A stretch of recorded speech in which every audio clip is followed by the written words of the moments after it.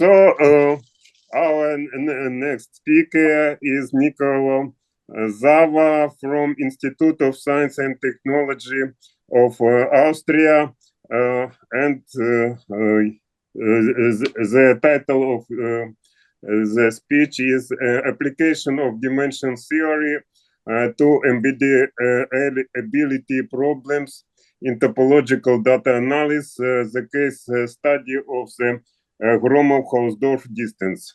Please. Okay, I hope you can see the screen. Let me... Okay, full screen. Let me move this. Okay.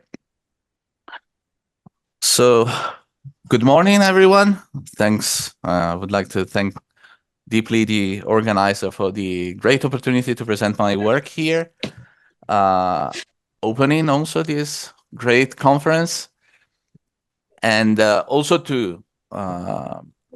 for the kindness shown in arranging it, because I'm currently in Japan visiting a professor here. So also with the time zones can be a bit complicated for me to attend all the talks. Okay. So a lot of words in that long title. Let me go through what I would like to talk to you about. So first of all, I would like to share my viewpoint on some classical problems in metric geometry and dimension theory. These different viewpoints concern topological data analysis, so recent applications of topology in computer science and therefore also in other different sciences. So I would like to briefly present what is topological data analysis and why embeddability problems pop up in this setting. Then I will move and then go to present the main objects, which would be the Gromov-Hausdorff distance, and the result that you can find in this paper of mine published on arXiv. Okay, so let's start. What is topological data analysis? Briefly, TDA. So the idea is to define topological invariants, topological descriptors of data sets, of shapes, of things that you encounter in computer science. And basically these topological signature, these topological invariants should somehow capture the relevant information of this usually discrete of combinatorial object. So for example, on the left-hand side, we may recognize with our human eyes that these set of points, this discrete, this finite amount of points resemble some kind of circle. Of course, you cannot teach a computer to the intuitive notion of resemblance, but you can create some objects, like, for example, persistent diagrams, that will tell you, okay, this object looks like a circle, or at least it's highly probable that this object is a circle. And all the other tiny loops that they may pop up are probably errors. So this is, it's not a talk, it's not going to be a talk about persistent diagrams, but and persistent homology. But let me strongly recommend whoever is interested in this area to check out, for example, the YouTube page of the AATRN, the Applied Algebraic Topology Research Network, where you can find a lot of even short videos, short presentation about the main idea, the main concept of this new branch. Okay, so then. Je ne sais pas l'arrêter, lui. Ah, c'est lui le tutoriel? Je pense que c'est un tutoriel. Ça, à mon avis, c'est pas là. Mais non, parce qu'il ne s'appelle pas comme ça, celui qui ne voit pas là. Ah bah voici les participants à la réunion. Dear colleagues, please, could you please switch off your microphones? Ah bah voilà, Machimenko, c'est lui. Alors là, c'est la réunion. Voilà. Bon, mais oui, mais alors comment? Sorry. Okay. So then, once you recover this information from your data sets, then you may want to do some analysis like the one that I briefly described. Okay, there are some relevant features apparently in this data set, probably looks like something like a manifold, something that we know. Or we can just simply feed some machine learning algorithms, not so simply, but like feed some machine learning algorithms with these summaries. Okay, so this is briefly the idea, and TDA, basically the research in TDA roughly divides into 3 different directions. So the computational aspects are really crucial, which means that, okay, you have these nice topological summaries of your spaces, but you have to compute. You have to compute them. In the end, what you really care is, I give you a data set, you want to have the summary, and you want to work with the summary, and it has to be efficient, this creation. Then another thing is the research for application, for actual practical data. Okay, this theory is nice, we produce nice invariants, and so on, but actually, can we do something with them? And yes, it has been very fruitful. There is a large data set of papers, continuing increase in the amount of paper about application of these ideas. And then where I actually am in the theoretical foundations of this subject. Okay, this picture is oversimplifying. It's hard to divide sometimes these 3 directions. It's more subtle. I mean, these 3 directions are hardly sometimes to subdivide. And even if you subdivide them, there are interaction, they are intertwined. So application may trigger the research for new invariants and so on. The computational increasing computational capability will open up new application and so on. So, but let me focus on the theoretical foundation, because this is a kind of a new subject. We're talking about 30 years, so on. So Je comprends pas ce about qu'il 30 raconte, years. le mec, mais bon. Do you have any question? Okay, so maybe. Okay. What I was saying. Okay, yes. So this area opens up a lot of research direction, or rather, I would say, give further motivation to use knowledge and concept that come from other areas, classical areas of mathematics, to provide answer to specific question in this field, or rephrase also problems. So, for example, I mean, algebraic topology has a huge impact, a huge role in topological data analysis, but also discrete mathematics, representation theory, metric geometry, and dimension theories that are the areas where I come from. So this is all I wanted to briefly sketch for the motivation, but where the embeddability problems actually pop up. So I briefly sketched before the pipeline. You have data set, you extract topological signature, and then you want to perform some analysis, maybe through machine learning.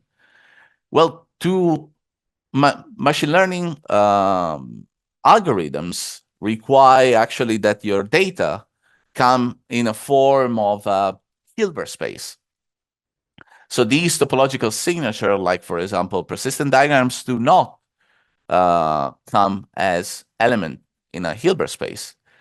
In order to apply machine learning pipelines, you want to represent them as Hilbert space. So in the end, what you want to do is you want to build some nice function from this space of signature to a Hilbert space.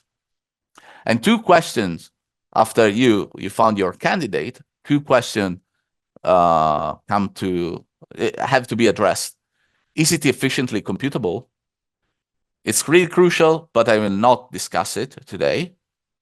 And secondly, does this map phi provide a good representation of the original space of topological signature into this Hilbert space?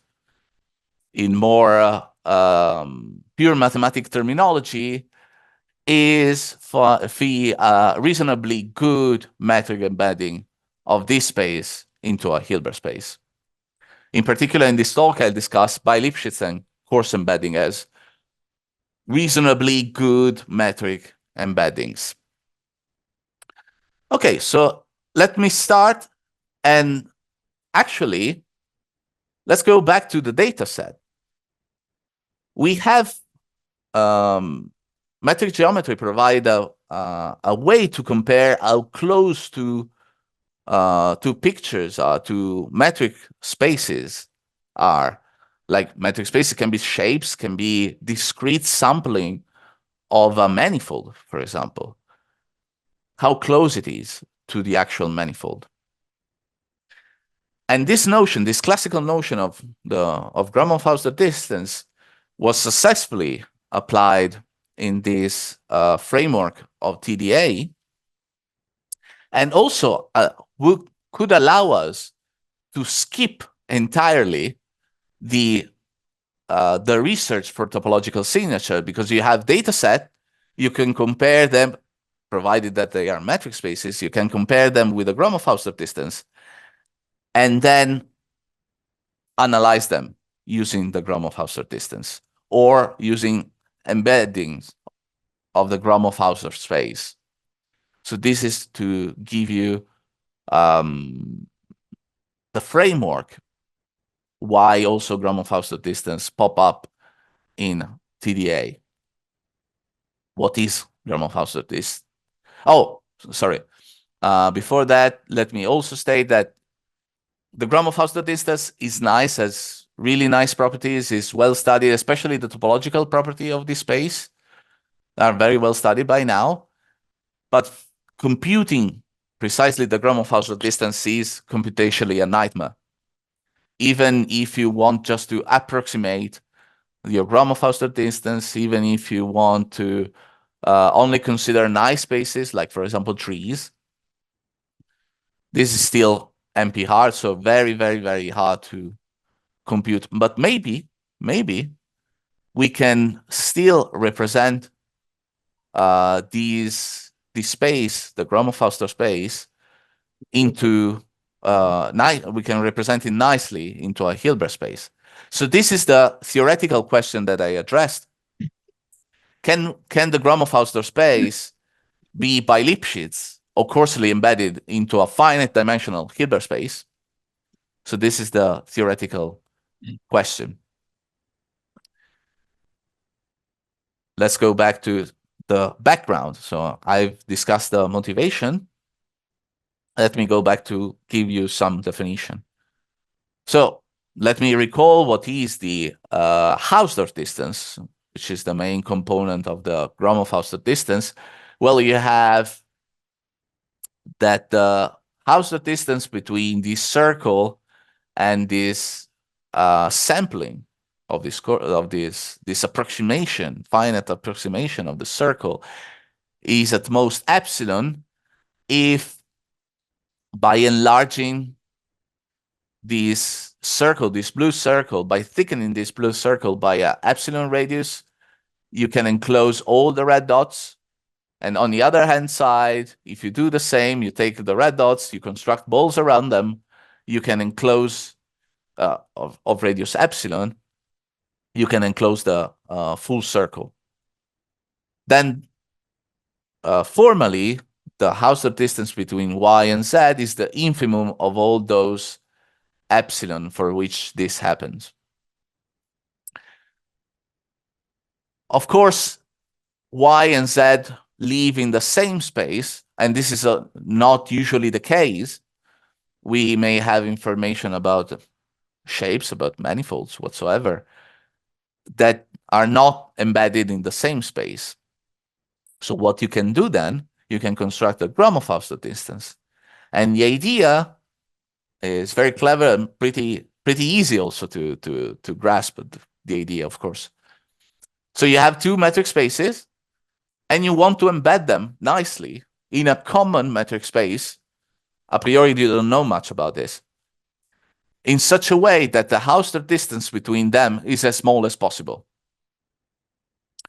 So formally, not super formally, because there is an infimum of all metric spaces, so it can be avoided. It's not a proper class. You can restrict yourself to consider only a finite, not a finite, sorry, a set of embeddings.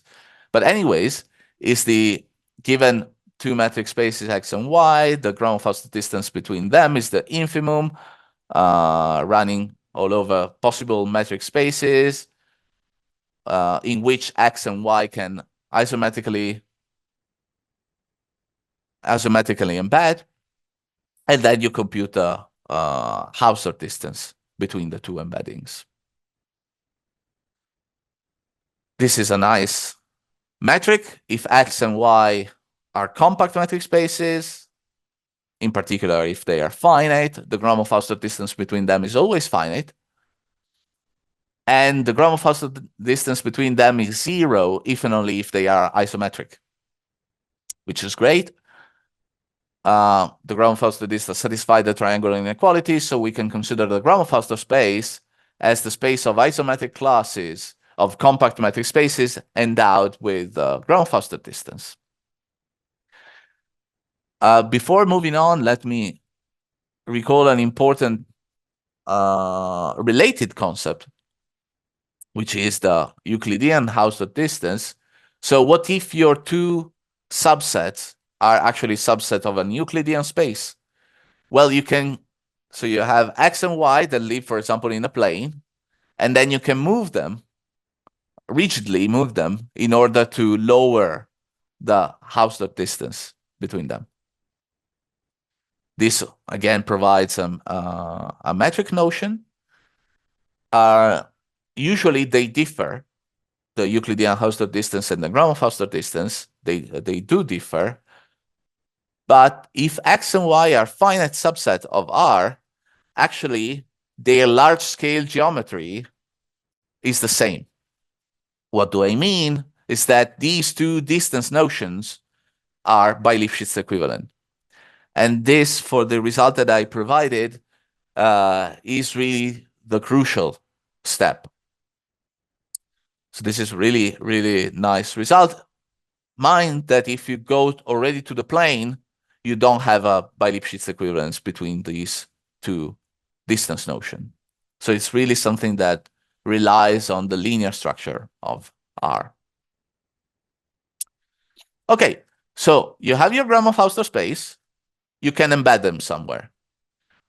Easy embeddings may be losing a lot of information, as we will see. For example, you can attach to every compact metric space its diameter. Well, the distance between two diameters is bounded, can be upper bounded by the Gromov-Hausdorff distance. However, as you may expect, I mean, the diameter loses a lot of information. It cannot be lower bounded by the Gromov-Hausdorff distance. So, for example, you can construct an easy example for which the Gromov-Hausdorff distance is huge, but the diameter are the same.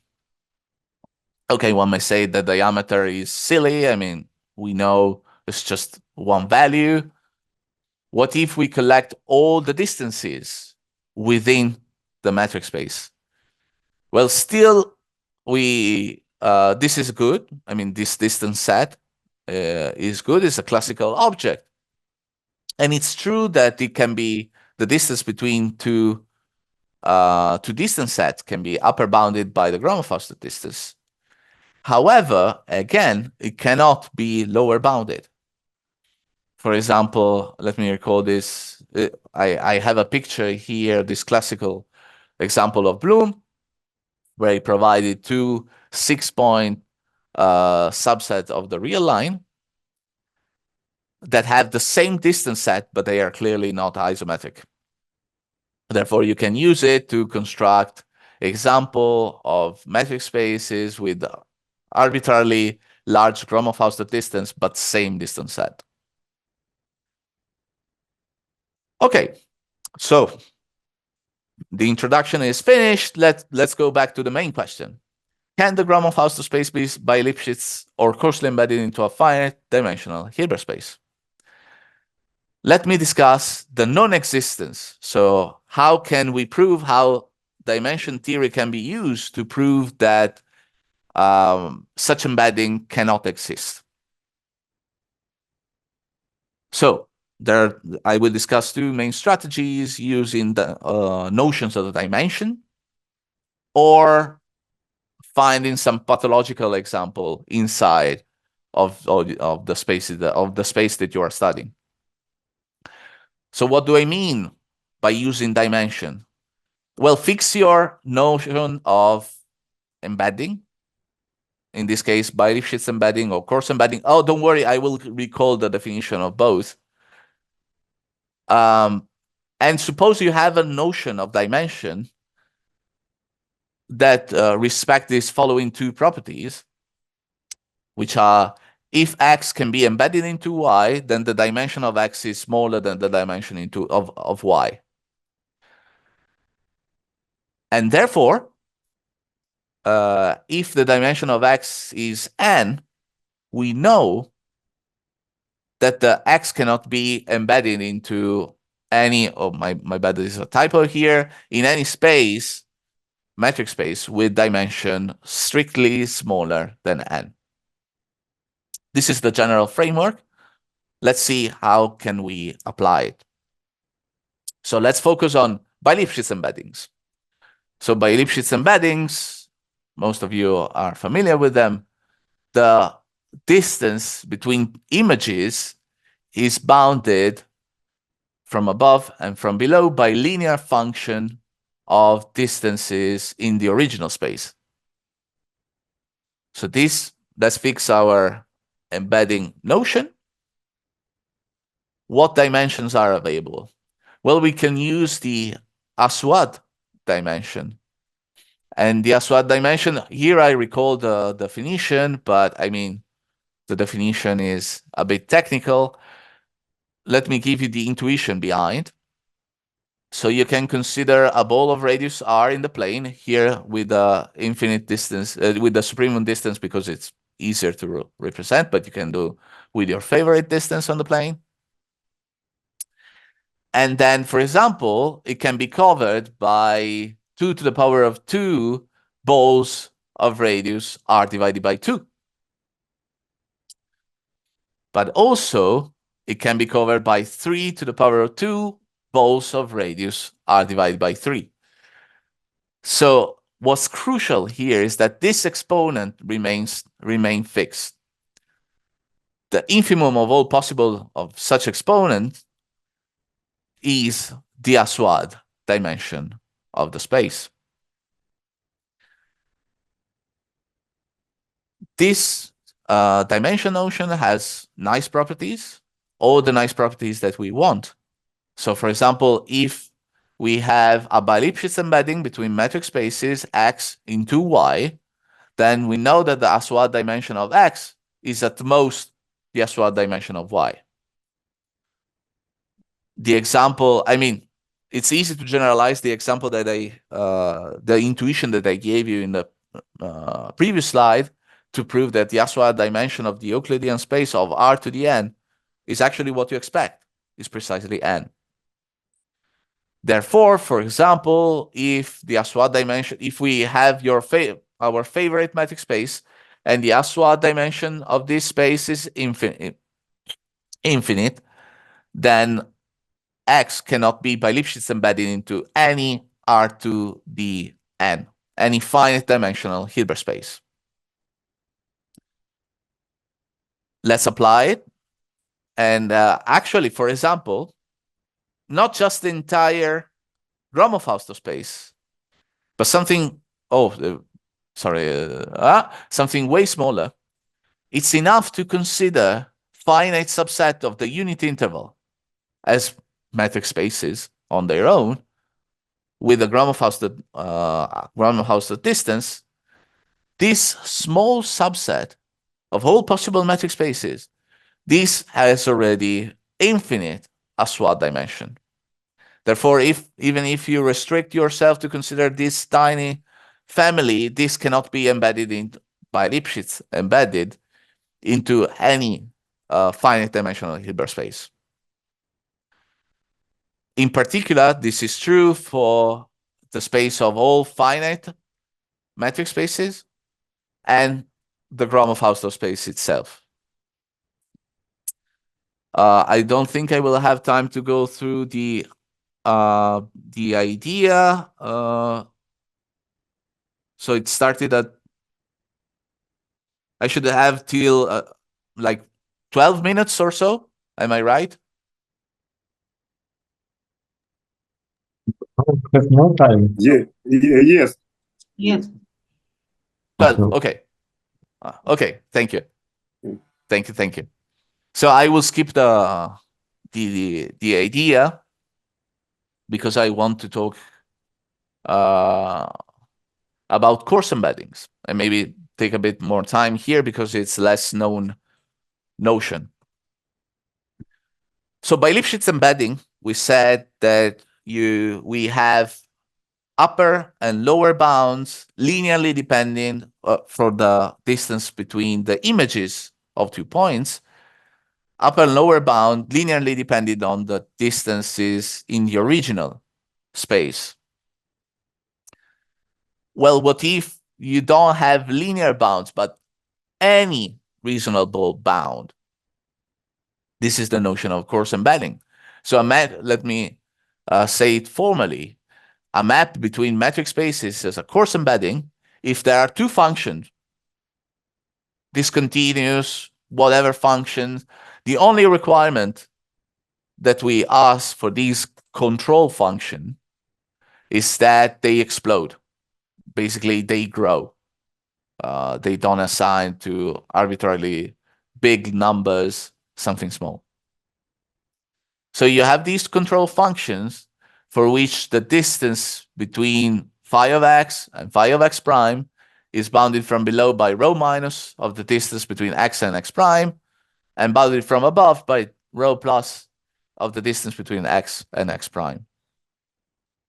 So this is a fundamental notion in the field of metric geometry known as coarse geometry or large-scale geometry, which focuses on the large-scale properties of the spaces. So kind of a counterpart, the opposite viewpoint than topology. Because from the topological viewpoint, these maps actually can destroy all the relevant information, all the interesting feature of the space, but actually it will preserve the asymptotic structure. So how it looks like from far away, so to say.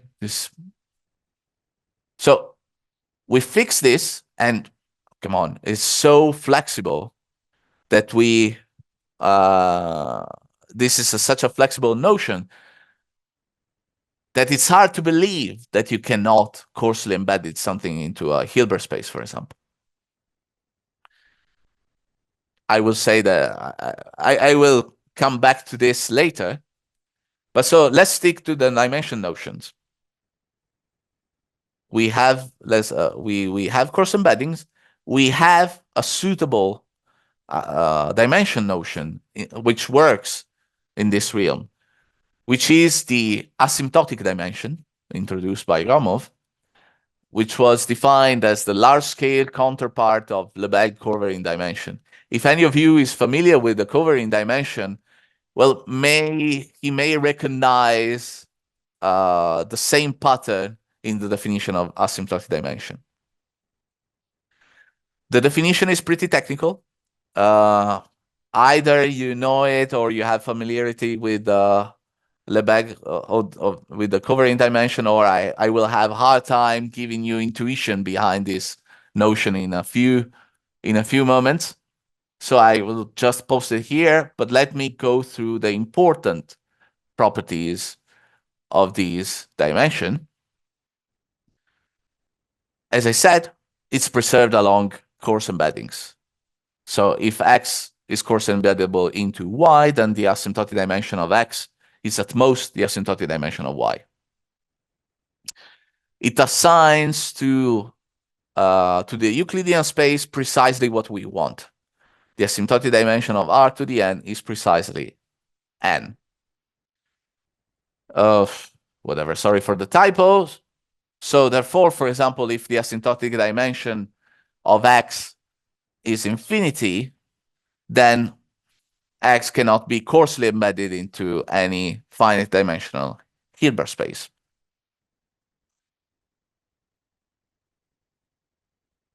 What about our space? Let's consider only let's consider only metric spaces with at most n points.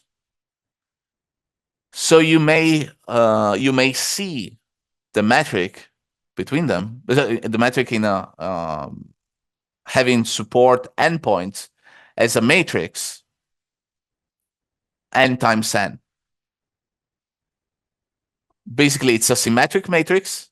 So the row and the columns are the entries of the rows of the columns are the point in your space. In the diagonal, it has all zeros. I mean, it's symmetric, so you may consider only the upper part of it. And you can see that these metrics has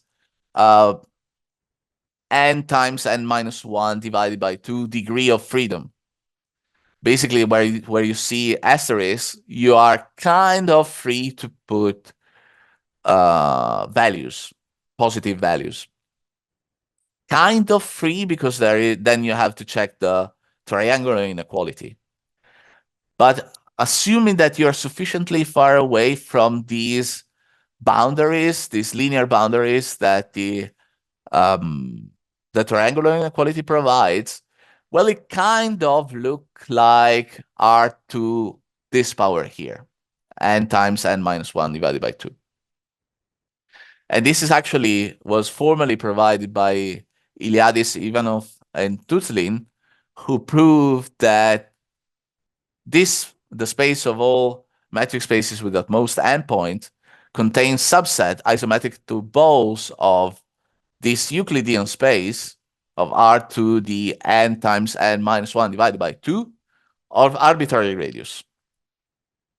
This is enough for us to deduce that the asymptotic dimension is at most n times n minus 1 divided by 2. Well, it turns out that it's precisely n times n minus 1 divided by 2. So the asymptotic dimension of this object is precisely that. How can we use this result?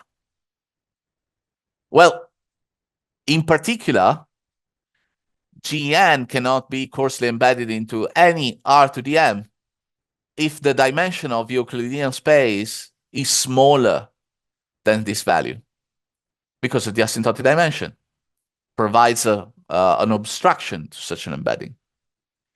And also, if you consider all finite metric spaces, so the union of all these GHN, and in particular also the Gromov-Hausdorff space, since the asymptotic dimension is monotonous, these have asymptotic dimension infinite.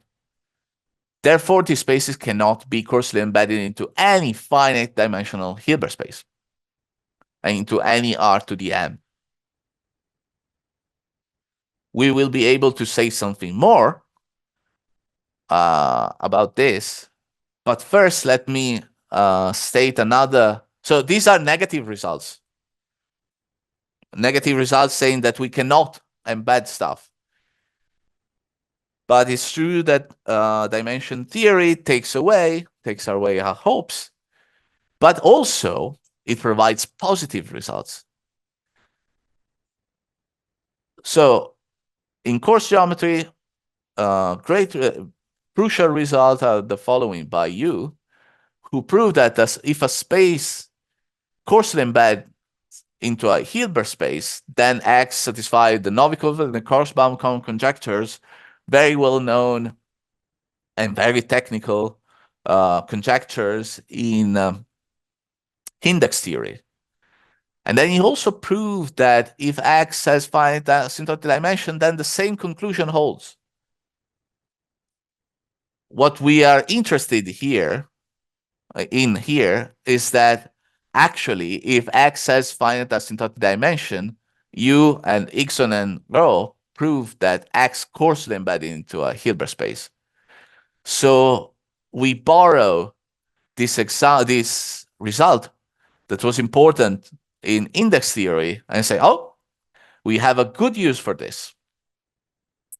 Since GHN in another realm of mathematics, and since GHN has a finite asymptotic dimension, we are sure that it can be coarsely embedded into a Hilbert space.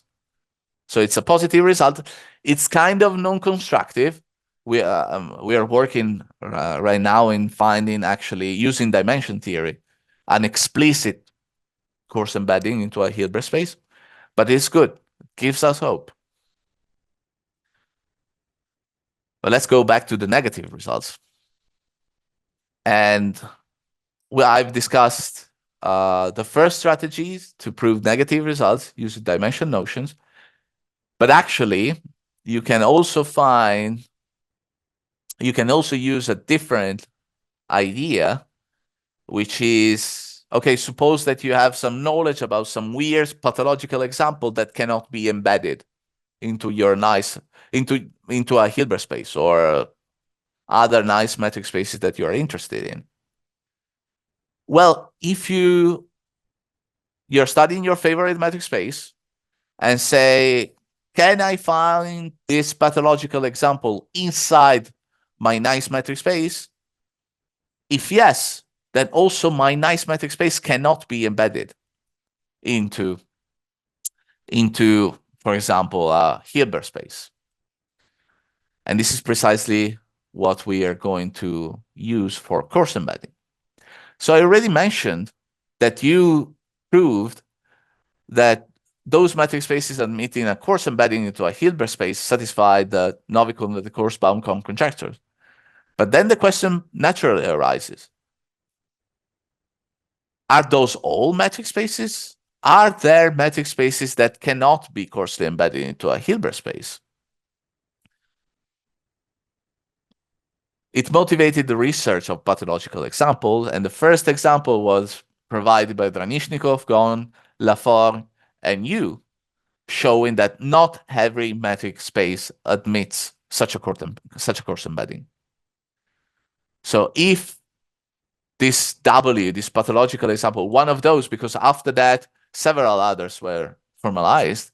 So if one of those cannot be embedded in if one of those can be embedded into the Gromov-Hausdorff space, for example, then it's not coarsely embeddable into any Hilbert space.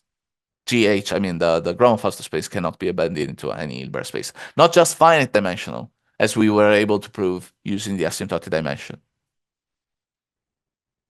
And this is actually the case. So again, you don't have to consider all metric spaces to find pathological examples. You can restrict yourself to consider only finite subset of the real line as standalone metric spaces. And this space, this tiny subset, already cannot be coarsely embedded into any Hilbert space. In particular, this holds for all finite metric spaces or all compact metric spaces. All these spaces cannot be coarsely embedded. And the proof is similar, follow the same steps of the proof of a previous result that I derived with Thomas and Takamitsu, showing that the family of finite subset of R with the Hausdorff distance cannot be coarsely embedded into any Hilbert space. So I think I already ran out of time. So let me skip the step of the proof. And I want just to briefly conclude. This is just I'm not going to read it. So if I have Okay, like 2 minutes left. one, yeah, thank you. Even less. Thanks. This idea of using dimensions were already used in TDA to prove things about persistent diagrams. Persistent diagrams are the cornerstone examples of those topological summaries of data set to prove. So they were used to prove negative and positive results using ASUA dimension, asymptotic dimension, and non-embeddability result, non-coarse embeddability result. And also, it was used for spaces of periodic point set, which are basically a generalization of lattices. This is a work with Alexei, Garber, and Zhigavirk. And these spaces are used in application because they are nice representations of crystals like molecules, and that are very important in pharmaceutical industry and material science. So if you want more, if you want to know more about this, feel free to contact me afterwards. And this is all I wanted to say. Thank you very much for your attention. So, let's send, please.